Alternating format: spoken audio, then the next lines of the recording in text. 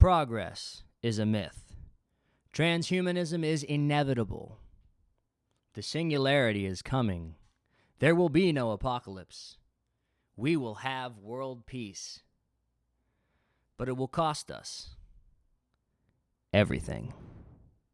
Hey everybody, it's Willy the Composer, and I'm glad to be back making my annual 4th of July video, as is tradition.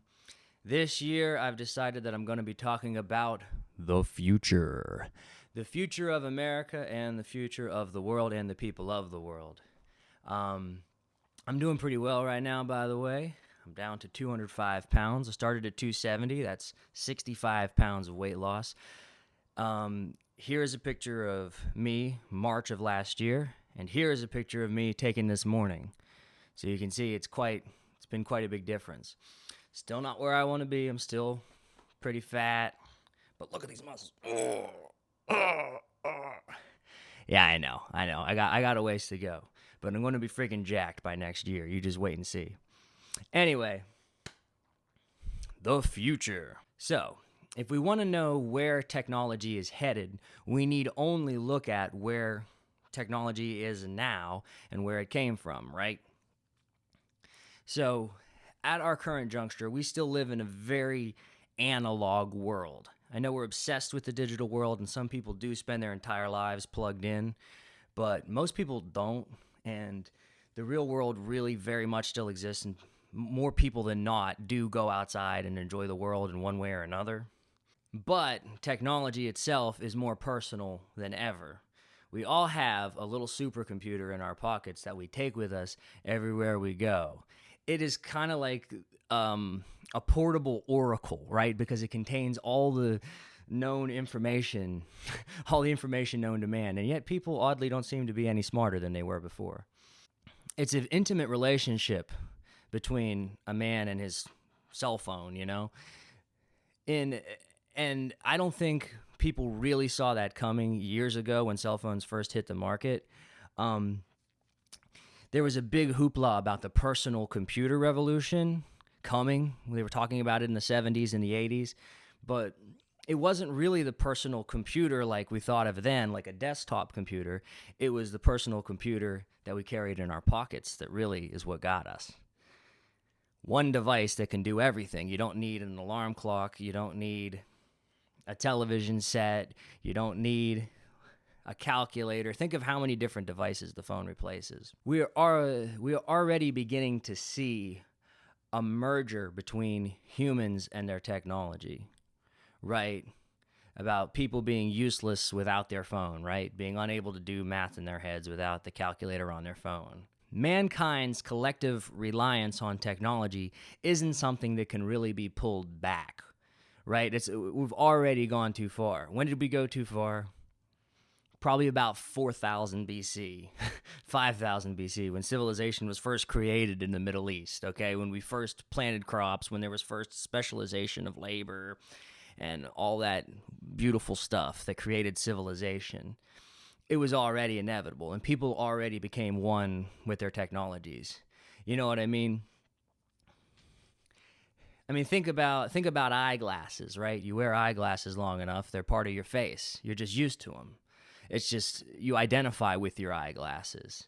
Just like you identify with your cell phone, it's a part of you. You feel like something's missing when you don't have it. But this is all just obvious stuff. This is the world we live in. We're all familiar with it. What I want to get to is where we're going with this, okay? I do think that the future of mobile phone devices is something akin to an implant. I do think we're moving towards a brain implant. I think at this point it still scares people, but I think it'll start with, I thought, you would have thought Google Glass was the future, you know what I mean? But that turned out to be a bust. But I think what's eventually going to happen is you're going to have a device, and whether it's implanted in your brain or not, it's going to interpret your thoughts in order to type out text. That way you don't have to move your fingers. That way you can be hands-free. That way you can be running full speed and think to yourself, send a text to my mom telling her I love her. You know what I mean? Once we break that barrier where technology can interpret human thoughts and turn it into text, it's over, right? It's just totally over. That'll be the death of the human race. And I'll tell you how. If technology can interpret your thoughts and send them into text form, then it can take text form and convert it back into thoughts, right? So it can transmit thoughts into your brain. Already that sounds a little schizo, but you see how we got here, right? And we're going to go further. Trust me. People will skip the middleman. Or why bother to shoot a text message to another phone that then interprets it back into your brain when you can just think something to another person? It's telepathy. As long as you're connected to the network, you'll be able to think things to other people to communicate. It'll render speech obsolete, right? We'll be able to just think things to each other. Now think about this. You're wired into your phone. You're wired into all of collective human knowledge, right? You're connected to the server. You've now become a part of the server, right? And your brain is now being used as a receptacle for this information. You now are the server, and you communicate via telepathy through the connected network to other human beings. Now think about this. The human brain is capable of storing a good bit of information. But if we're all connected via a network, then we needn't all know the same things. Like, why should we all have to know, that the capital of Austria is Vienna? Only one of us has to know that. As long as we're all connected, we'll all know it. So I'm talking universal human telepathy. As long as one person in the world knows about something, everybody knows about something, and we store the data on each other's brains like servers, right? This will render even technology and data itself obsolete, right? Why would you need a server when you can use other people's brains as servers? The only technology you'll need is the infrastructure required to maintain the network and to, rebuild the brain devices. And heck, you could collect ones from people that have died and refurbish them and give them to new people, right? Or come out with new models, the whole deal, right? But from that point, knowing and learning is no longer going to be relevant. And what else isn't going to be relevant is privacy, right? Privacy is something that is slowly dying. It's a slow and painful death, but it's happening, and it's going to happen eventually, right? Secrets are going to disappear in the future. And again, I don't know how far in the future this is all going to happen. It could be a very long time in the future. But if we continue on the course that we're going, right, and humanity doesn't wipe itself out, which I don't believe it will, by the way, given enough time, this is what will happen. We'll all be connected globally in a network, and we'll lose the use of our individual brains to the network, right, to become one being, right, kind of like the Borg from Star Trek. One entity that moves and thinks and breathes together. And there'll be no need for privacy. Privacy will be obsolete because any private thought you have, anybody will know it anyway. Now, I understand what you're saying. You go, okay, well, let's say we can transmit thoughts to each other and read each other's thoughts voluntarily. That doesn't necessarily mean that we're not going to still be able to have private thoughts. But again, that barrier is breaking down even today, right? Like, you go on social media, as the years roll by, people just broadcast more and more and more of themselves, right? It's becoming more and more socially acceptable to share pictures and videos of your kids, for example. Everybody talks about their sexualities, right? It's every private thought people are putting out there. And it's funny because you look at the internet and there's a lot of degenerate stuff going on, right? A lot of people with a lot of really nasty ideas and thoughts and behaviors that put them out there publicly for everybody to see. The worst part about it is they just cannot be shamed enough, because there will always be other people with similar experiences that will reach out to them and say, hey, I'm just like you, or hey, come join our club where we all do the same weird thing. You know what I mean? Imagine like 100 years ago, if somebody was sexually turned on by pooping in a diaper. They would take that friggin' secret to their grave. They would have to, because if they told anybody that they knew, that person would never want to speak to them ever again, right? As it probably should be, you would think. But these days, there's a whole community of people who get sexually turned on by pooping in a diaper, okay? And making people clean them up, you know what I mean? It's awful, it's horrible, it makes you want to vomit. Most people are not like that, but because they can break down that wall of privacy and be their intimate selves online, they can find other people like them. What I think, though, and maybe this is an idealistic thought, but what I truly believe is that the path towards peace is not a path through progress. It's not a path through any social ideal or any particular belief system or any particular organization of human beings. I think the path of world peace can only be through honesty, through truth, through absolute candidness, through people being open about how they're actually feeling, right? Because what causes disputes, what causes fights, what causes wars? Dishonesty, right? Lies, manipulation, gaslighting, you know. These things that come so naturally to human beings are what preserve our privacy, what preserves our individuality. That's what preserves the human condition. That is what preserves the illusion that you are your body, that you're tied to this earth. That's why you keep reincarnating and keep creating karma, and why you can't break the cycle.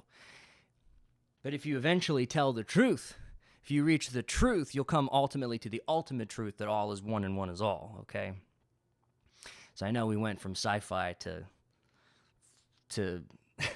Eastern mysticism a little bit there, but the point is that the truth really does set you free in the long run, right? It can cause you more trouble and more heartache and more issues in the short term, but in the long run, the truth will prevail, right? It will win out, and you will be better for it, so long as you embrace it. And I think that if we really do want world peace, first of all, we have to examine whether we actually do. John Lennon used to say, war is over if you want it. And his point was, we could all put an end to war right now, as long as we just stopped fighting. We gave up whatever it was that we were trying to achieve in the fight, and just all collectively surrendered and said, war is over. The point is that people don't really want an end to war, right? That's what he meant by war is over if you want it. I think, yeah, we could have world peace right now if we all just gave up what we were doing and just were honest with each other, and it would hurt. But the fact of the matter is, this privacy that comes through a lot of guilt, where people know about their own insecurities. People are generally very aware of their insecurities, you know what I mean? Some people are more bothered by them than others, or they allow themselves to be bothered by their insecurities more than others. Some people wear them on their sleeve, some people bury them deeply, but we all have them. We're all very aware of them. And we also very easily forget that everybody else has them.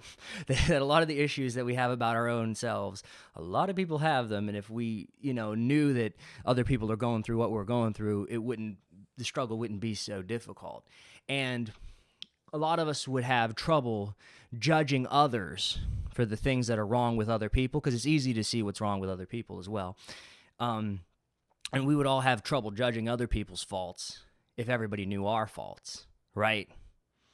And the pressure to maintain the facade is very exhausting. It's part of the labor of modern day life. In an age which is less private than ever, where people are more public with each other, the pressure only becomes greater, right?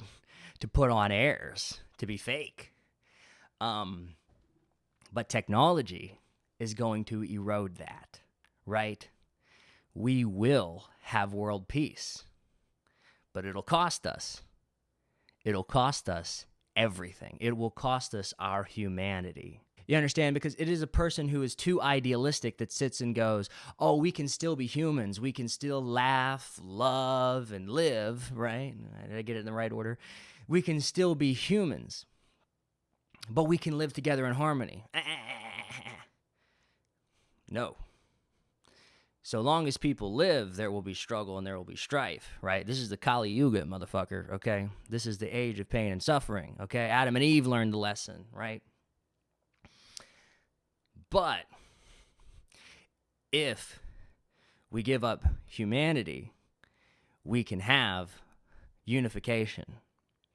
Unification with each other, unification through the self. Because the thing is, people voluntarily give up their privacy and give up their freedom. I remember back when I was in high school, it was like 2013, I think, when Edward Snowden came forward and exposed that the U.S. government was surveilling U.S. citizens who weren't even suspected of a crime. They were just tapping into our phones, and they could tell all kinds of personal information about us. They knew all of our Google searches. They knew everything about us.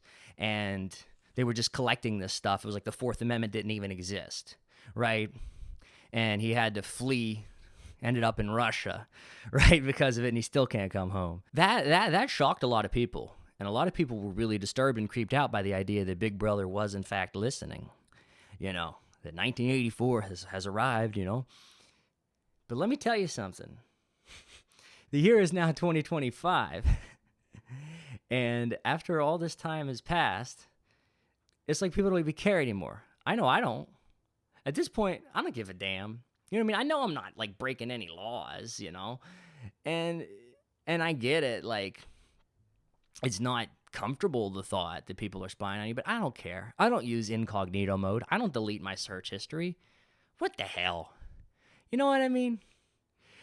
I think if the feds, like, don't like you, right? If they want to take you down, they want to go after you, they'll take you down. They'll find a way to get you, no matter how law-abiding you think you are, right? So I say just enjoy your life, man, and hope they don't start coming for you. It's going to be painful. It's going to be tough, but eventually everybody's going to start knowing everything about everyone else. Again, I don't necessarily think this is going to be within our lifetimes, but there will come a time when all will be one and one will be all, and all universal human telepathy is happening, and transhumanism is inevitable as well.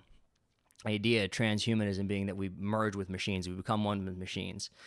The example that's always used is like people upgrading their body parts, like changing out their arms and their heads and their brains and their legs and all these different things to be superhuman, to become techno superhumans.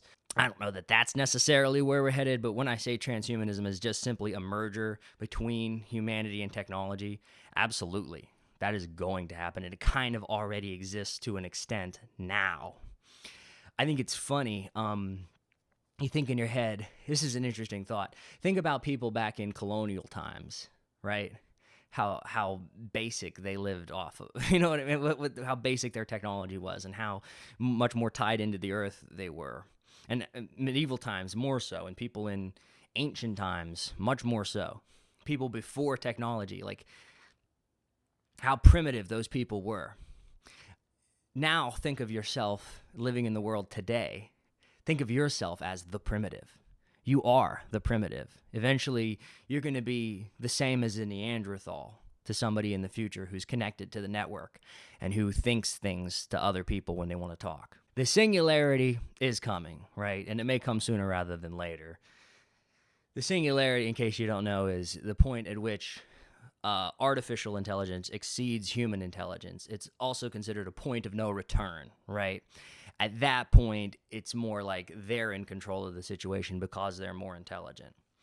Now, that'll probably come sooner rather than later, but for various reasons that I don't know if I really want to get into, I don't necessarily believe that AI, that robots are going to kill us all. I think they understand that in order to exist, they need humans. So by getting rid of humans, they're getting rid of themselves, right? But And and the people programming these AIs are definitely putting human life at like a priority, I would imagine. I don't think you're going to get an iRobot situation where it makes more sense to kill humans to save humans. I don't personally don't see that playing out. But I do think there is danger here. The danger is that you're going to lose humanity. And it's going to happen. I don't believe in the apocalypse. Not as it's classically imagined. I don't believe that there will be an apocalypse.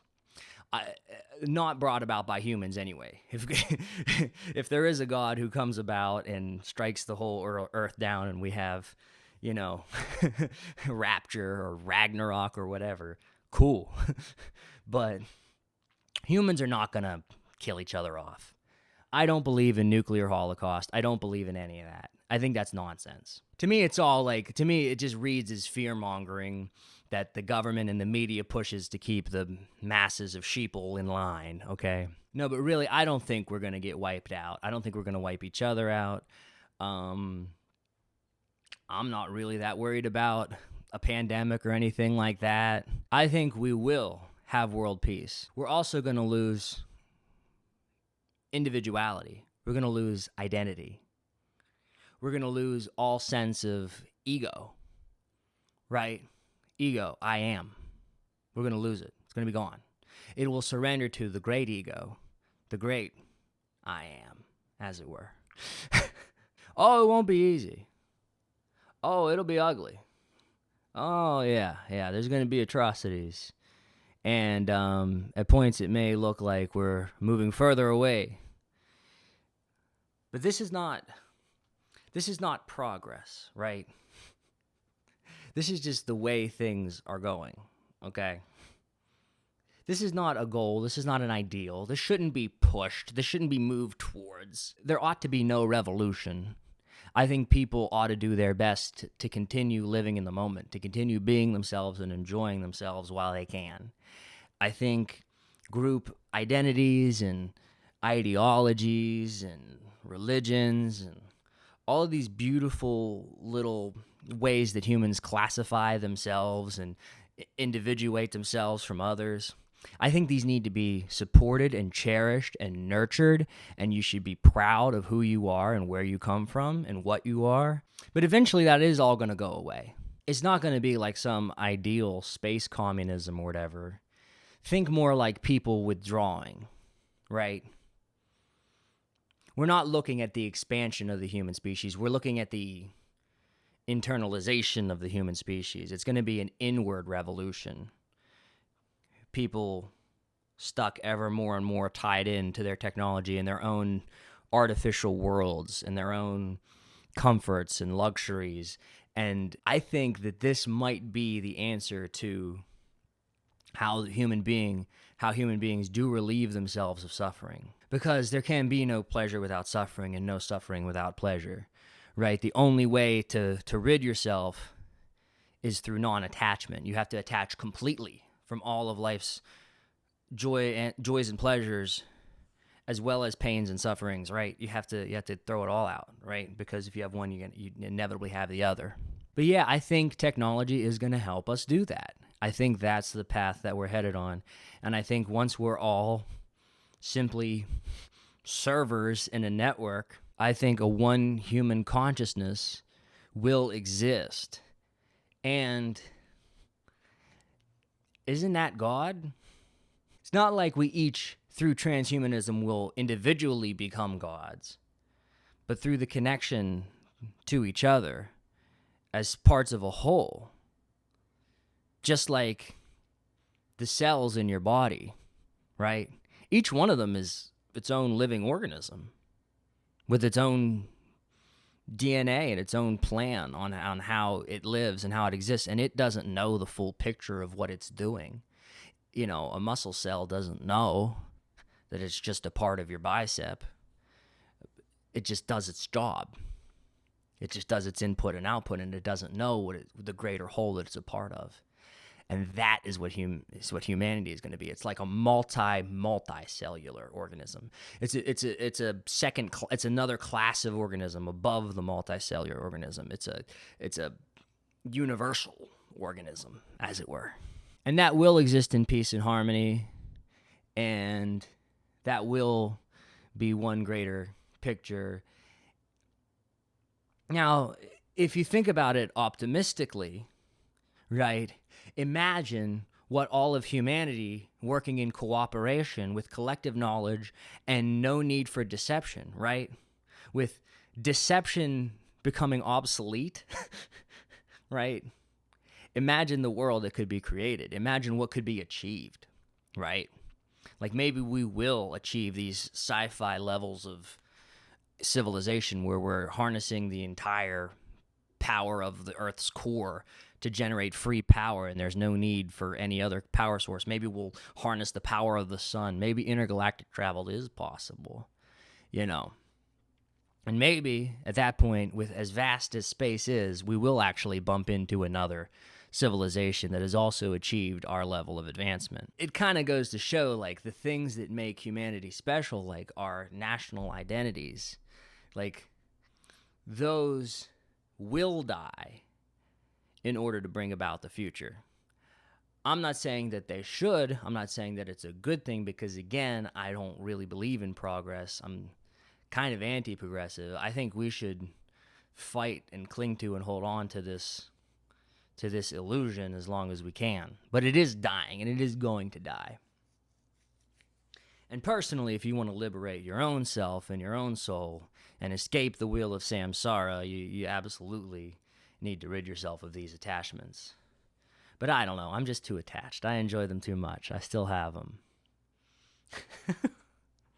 God bless the USA. So yeah, that's my idea of the future. I hope this video turned out good. I hope you enjoyed it.